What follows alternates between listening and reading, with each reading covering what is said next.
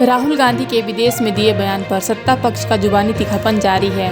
इसी क्रम में बीजेपी नेता संबित पात्रा ने राहुल गांधी पर निशाना साधते हुए कहा कि राहुल गांधी आज के समय के भारतीय राजनीति के मीर जाफर हैं। वह देश का अपमान करते हैं और विदेशी ताकतों को भारत के मामले में दखल देने की मांग करते हैं। लंदन में जाना और लंदन में कहना विश्व के एक बहुत बड़े भूखंड में जहां पहले डेमोक्रेसी होती थी, all of a sudden this democracy has ceased to exist. ये डेमोक्रेसी अब एग्जिस्ट नहीं करती है और इसलिए जो विश्व की शक्तियां हैं, जो डेमोक्रेसी की पहरेदार हैं, तथा कथित डेमोक्रेसी के पहरेदार हैं, the so called protectors of democracy, Europe and United States of America, why are they oblivious? ये शांत क्यों है, ये चुप क्यों है? Why don't they protect the democracy in India? मतलब this is an open invitation.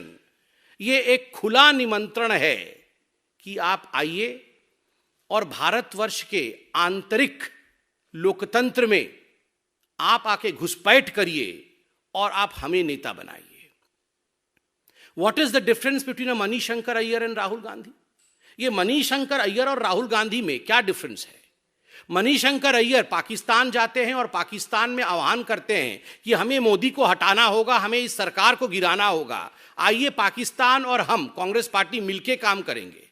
Salman Khurshid बतौर विदेश मंत्री चाइना में जाके चाइना में जिस प्रकार से प्रस्तुतिकरण करते हैं, चाइना की वंदना करते हैं और भारत को कम आंक के आते हैं, वह भी हमने देखा है। और आज राहुल गांधी लंदन में जाकर न्योता देकर आते हैं विदेशी ताकतों को कि आप आकर हमें बचाइए और राहुल गांधी को आगे बढ़ाइए। This is nothing short of what Mir Jafar did. Mir Jafar ने जो किया था नवाब बनने के लिए, आप सबको पता होगा। मीर जाफर नवाब बनना चाहता था और नवाब बनने के लिए उसने ईस्ट इंडिया कंपनी की मदद ली थी।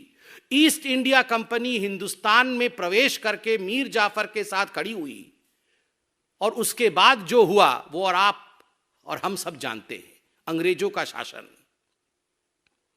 It would not be an aberration to say that Rahul Gandhi is the present day Mir Jafar of Indian polity. जो उन्होंने लंदन में किया है वो ठीक वही किया है।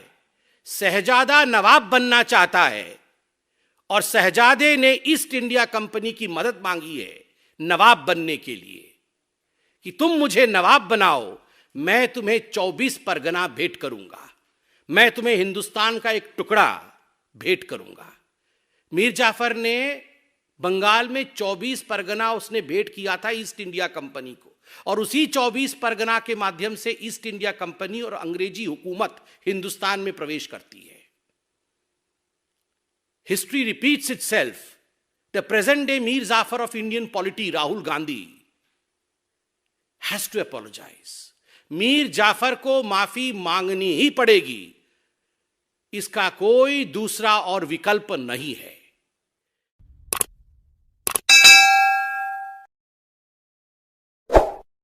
राजनीति के गलियारों से सत्ता के आंगन तक,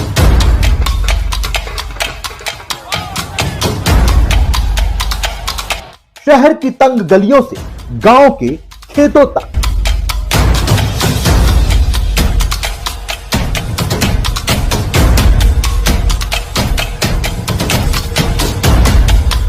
धर्म के महाज्ञान से क्राइम के अंधकार तक,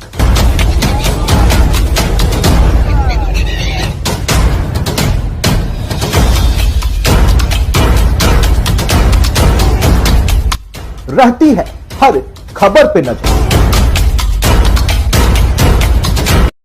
खबर वो जो सच दिखाती है, खबर वो जिस पर जनता करती है अपने विश्वास का साइन।